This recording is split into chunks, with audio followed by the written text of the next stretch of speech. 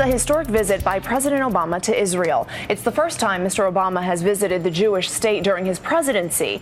He'll be greeted in Tel Aviv by top Israeli leaders and then whisked to a series of high-level meetings. Now, the trip is expected to be rich in symbolism. The centerpiece will be a speech by the president to the Israeli people to pledge friendship and security.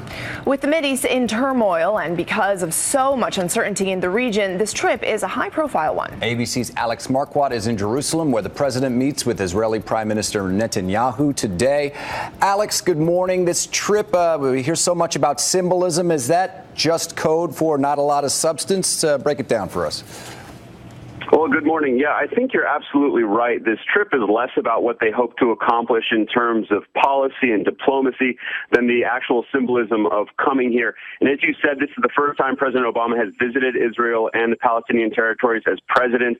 And now both Prime Minister Benjamin Netanyahu and President Obama are starting new terms. And of course, there are major regional issues to be discussed. The White House is calling this a broad strategic conversation that will focus on Syria, Iran, and the Israeli-Palestinian peace process.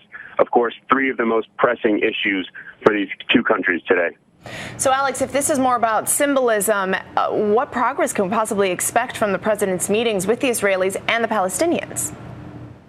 Well, of those three issues that will be discussed on this trip, this is the one where the least progress is expected to be made, and expectations have really been lowered by the White House.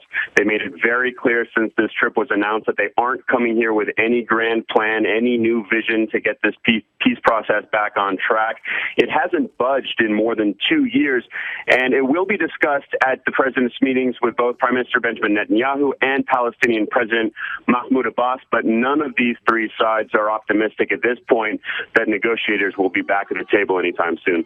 Alex, let's talk about Syria. The president clearly must have his eye on the country, especially after news that rebel fighters there might actually have chemical weapons now. Yeah, Syria is probably the most immediate concern for both the U.S. and Israel, specifically the threat of those chemical weapons falling into the wrong hands, as you mentioned.